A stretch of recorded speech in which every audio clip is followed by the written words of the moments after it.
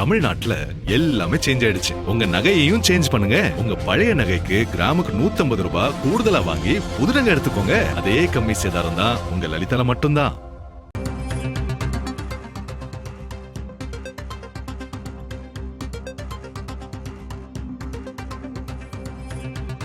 நாடாளுமன்றம் நோக்கி பேரணி நடத்த கரப்பான் பூச்சி ஜனதா கட்சியினர் ஆயத்தமாகி வருகின்றனர்.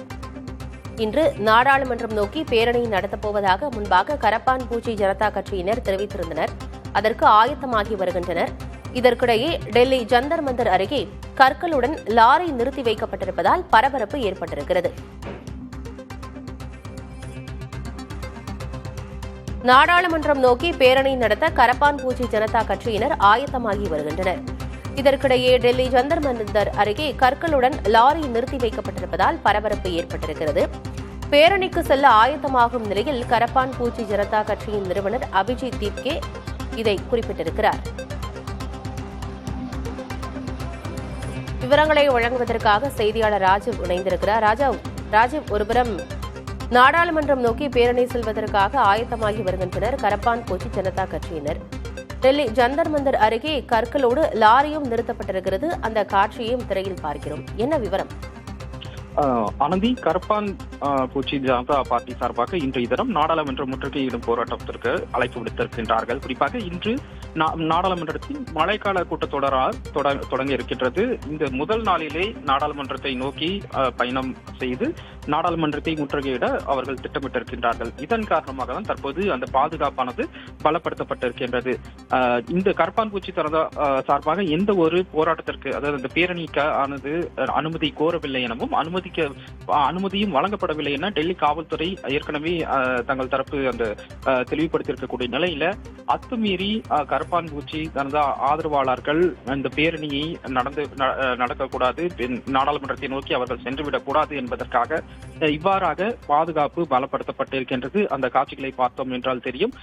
இதற்கிடையில் தான் அபிஜித், அதாவது அந்த கட்சியினுடைய நிறுவனர் அபிஜித் வந்துட்டு 2 பெரிய லாரிகள்ல பெரும் கற்களை வந்துட்டு காவல்துறையினர் குவித்து வைத்திருக்கின்றார்கள். இது இந்த போராட்டத்தை, கரப்பான் ஜனதா பார்ட்டியினுடைய போராட்டத்தை தடுப்பதற்காக இவ்வாறாக அவர்கள் நிறுத்தி வைத்திருப்பதாகவும் அதே போல பாதுகாப்பு அதிகரிக்கப்பட்டிருப்பதாக அவர் ஒரு குற்றச்சாட்டை முன்வைத்திருக்கின்றார்.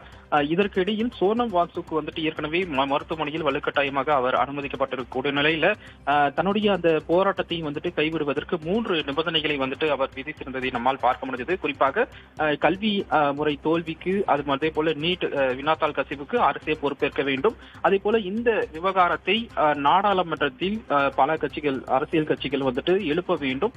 நாடாளுமன்ற உறுப்பினர்கள் இது குறித்து அவையில் பேச வேண்டும் என அவர் ஒரு நிபந்தனையை அளித்திருக்கின்றார். இது குறித்து நேரடியாக மருத்துவமனைக்கு தன்னிடம் உறுதி அளித்தால் மட்டுமே தன்னுடைய போராட்டத்தையும் அவர் கைவிடுவதாக அவர் கூறியிருக்கின்றார். இதற்கிடையில தான் நாடாளுமன்றத்தில் மழைக்கால கூட்டத்தொடர் தொடங்கக்கூடிய நிலை அங்கு ஏற்கனவே 144 தடை உத்தரவு போடப்பட்டிருக்கின்றது. அதே போல நாடாளுமன்ற சுற்றி இருக்கக்கூடிய மற்ற சாலைகள், இணைக்கக்கூடிய சாலைகளில் 144 தடை உத்தரவு போடப்பட்டிருக்கின்றது.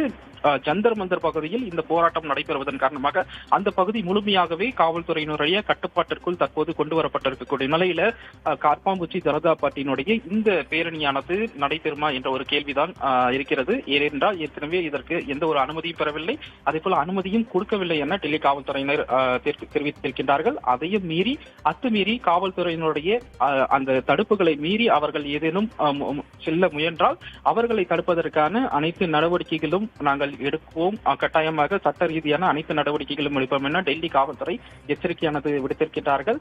எனவே தொடர்ந்து தற்போது இந்த பகுதியில் பரபரப்பான ஒரு சூழல் தான் காணப்படுகிறது.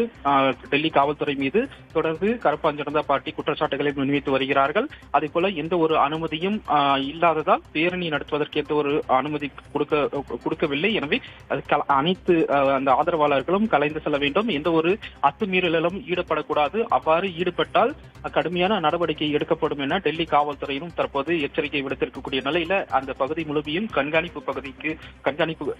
முழுமையாக கண்காணிப்பு அதிகரிக்கப்பட்டு தற்போது பாதுகாப்பு வலயத்திற்குள் கொண்டு வரப்பட்டிருக்கின்றது. ஆனந்தி, விவரங்களுக்கு நன்றி ராஜா. தமிழ்நாட்டுல எல்லாமே சேஞ்ச் ஆயிடுச்சு. உங்க நகையையும் சேஞ்ச் பண்ணுங்க. உங்க பழைய நகைக்கு கிராமுக்கு 150 ரூபாய் கூடுதலா வாங்கி புது நகை எடுத்துக்கோங்க. அதே கம்மி சேதாரம் தான் உங்க லலிதால மட்டும்தான்.